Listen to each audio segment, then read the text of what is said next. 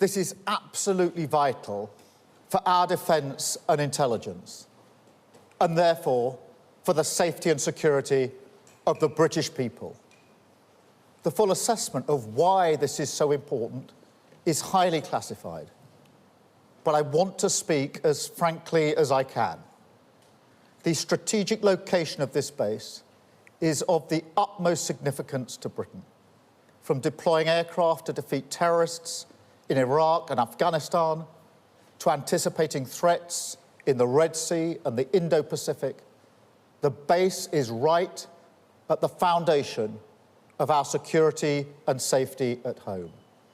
It has helped us to disrupt threats to the UK, to support counter-terror operations against Islamic State, and to reduce the risk to brave British and American servicemen and servicewomen. The base will help protect the safe passage of our carrier strike group as it goes through the Middle East. It enables rapid deployment across the Middle East, East Africa, and South Asia. It helps combat some of the most challenging threats that we face, including from terrorism and hostile states. And its location creates a real military advantage across the Indo-Pacific. The base gives the UK and the US access to unique and vital capabilities which benefit us directly. Many of these capabilities are secret, but they include airfield and deep-water port facilities, facilities that support the worldwide operation of GPS and the monitoring of objects in the Earth's orbit, and equipment to monitor the Nuclear Test Ban Treaty. The base is one of the most significant contributions that we make to our security relationship with the United States, which is critical for keeping Britain safe. Almost everything we do from the base is in partnership with the US. President Trump has welcomed the deal along with other allies because they see the strategic importance of this base and that we cannot cede the ground to others who would seek to do us harm. And let me be clear, we had to act now because the base was under threat. The courts have already made decisions which undermine our position. And if Mauritius took us to court again, which they certainly would have, the UK's long-standing legal view is that we would not have a realistic prospect of success and would likely face provisional measures orders within a matter of weeks. But this is not just about international law. It's about the operation of the base. Even if we choose to ignore judgments made against us, international organisations and other countries would act on them, and that would undermine the operation of the base, causing us to lose this unique capability. One example of this is the electromagnetic spectrum. Countries have the right to manage this spectrum as they wish within their borders, a right that's recognised in regulations and overseen in the International Telecommunication Union. The use of the spectrum is key to understand and anticipate those who seek to do us harm.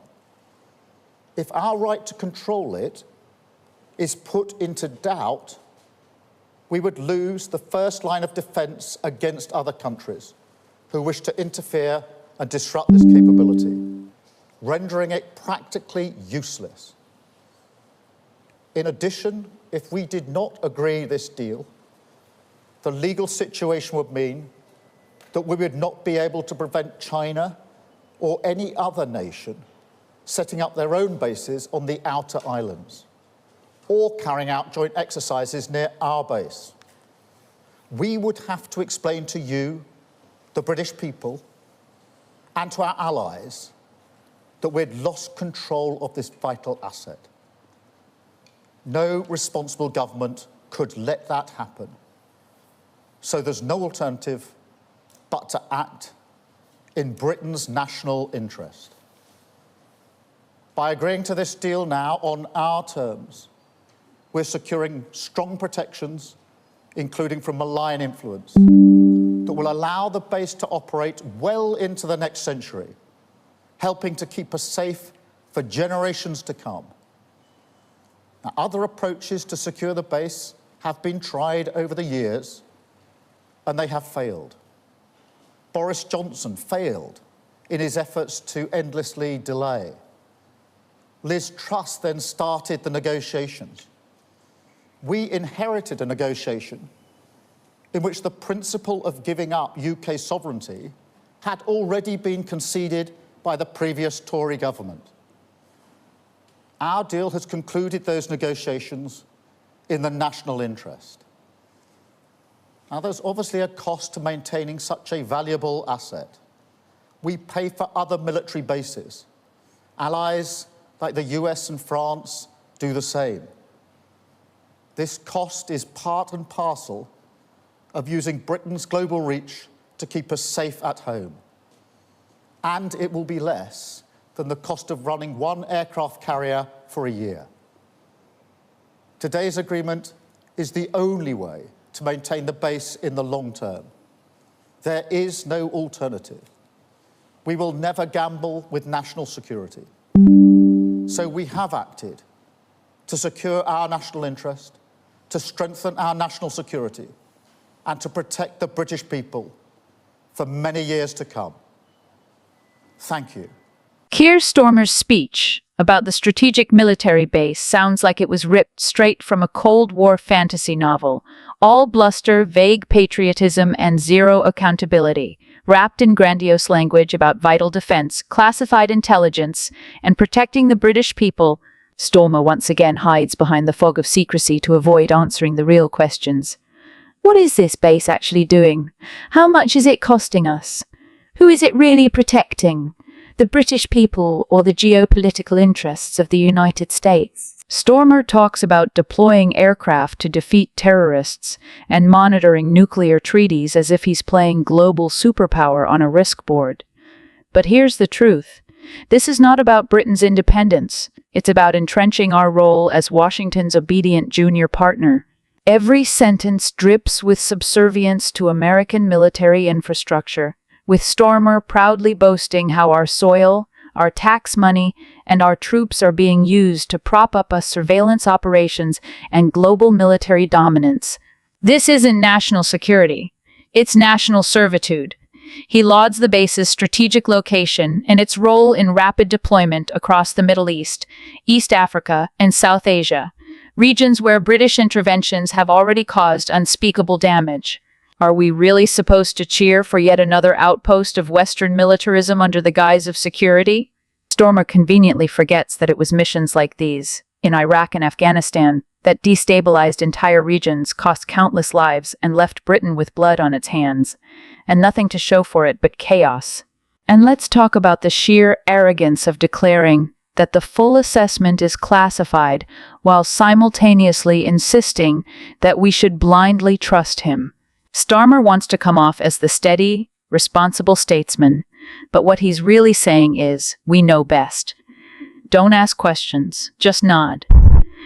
That isn't leadership. That's authoritarianism in a tailored suit. Worst of all is his claim that this base is one of the most significant contributions Britain makes to its relationship with the United States. That's not just humiliating. It's telling. Our contribution isn't diplomacy, innovation, or leadership. It's hosting foreign military infrastructure on our own land, all while pretending it makes us secure. Starmer doesn't see Britain as a sovereign power. He sees it as a well-behaved subcontractor in America's endless war machine. So, no, this isn't a rousing defense of British values. It's a love letter to the Pentagon written by a man who mistakes obedience for strategy and secrecy for strength. Starmer wants applause for selling us a future tied to shadowy operations, surveillance tech, and foreign deployment pipelines. But the only thing he's proven is that he's willing to mortgage national integrity for a seat at someone else's war table. And history won't remember him as a guardian of British security, only as another compliant voice in the echo chamber of global militarism.